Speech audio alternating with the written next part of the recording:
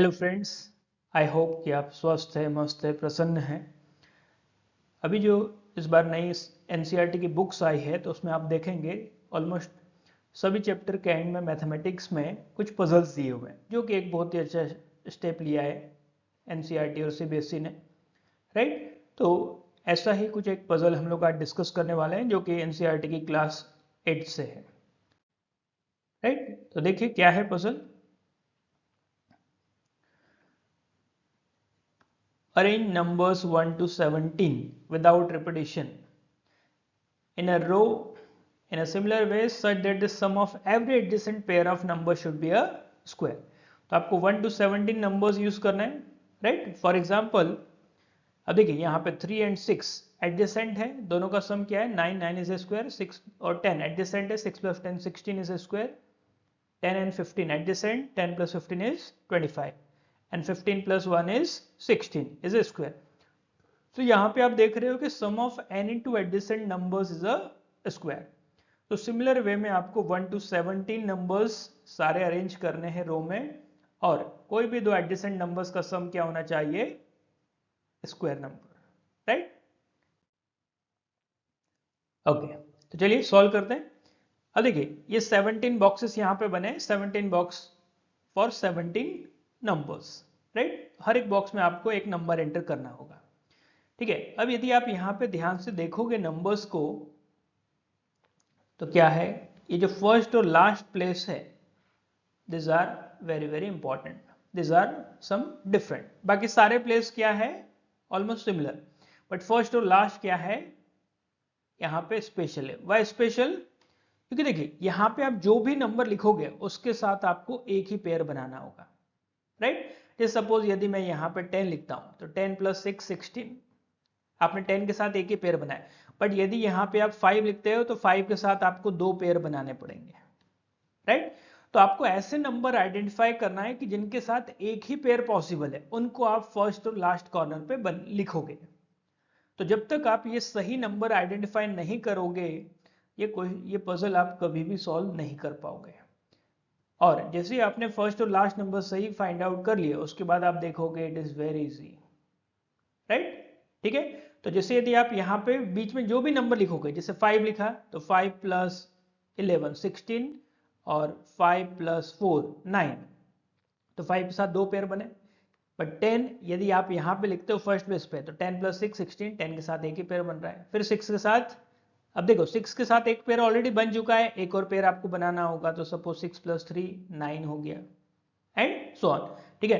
तो फर्स्ट और last place क्या है, बहुत ही इंपॉर्टेंट है।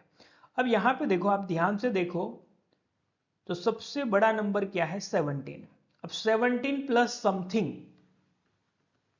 आपको स्क्वायर बनाना है, तो डेफिनेटली वो जो स्क्वायर होगा 17 से तो बड़ा ही होगा। तो अब 17 से बड़ा स्क्वायर क्या है, 25 36 49। बट देखो जो सबसे बड़े दो नंबर है 16 और 17, 16 प्लस 17 कितना है 33, मतलब जो भी स्क्वायर होगा वो 33 से लेस होना चाहिए, 33 से ग्रेटर नहीं हो सकता है। तो इसका मतलब क्या है, 17 प्लस समथिंग आप 25 ही बना सकते हो, उसके अलावा कोई पॉसिबिलिटी है ही नहीं। तो 17 प्लस समथिंग इज 25, तो एक ही पॉसिबल है 17 प्लस 8।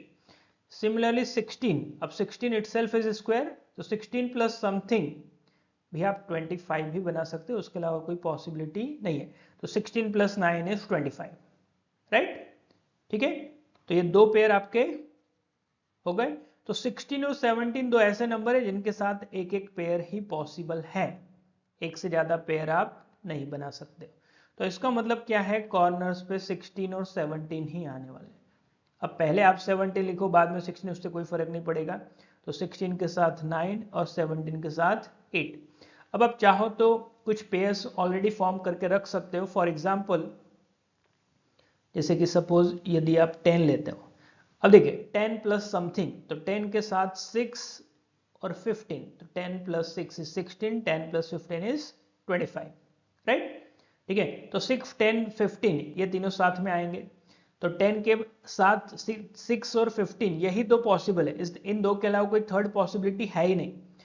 अब यदि सपोज 15, तो 15 के साथ आप 10, एक तो ऑलरेडी बना चुके हो, तो 15 प्लस 1 16, यही एक पॉसिबिलिटी है, राइट? क्योंकि 15 से बड़े स्क्वायर क्या क्या है, 16 और 25, तो 15 प्लस 10 25 बना चुके हो, तो 15 प्लस 1 16, उसके अलावा और कोई पॉसिबिलिटी नहीं है, एंड सो ऑन।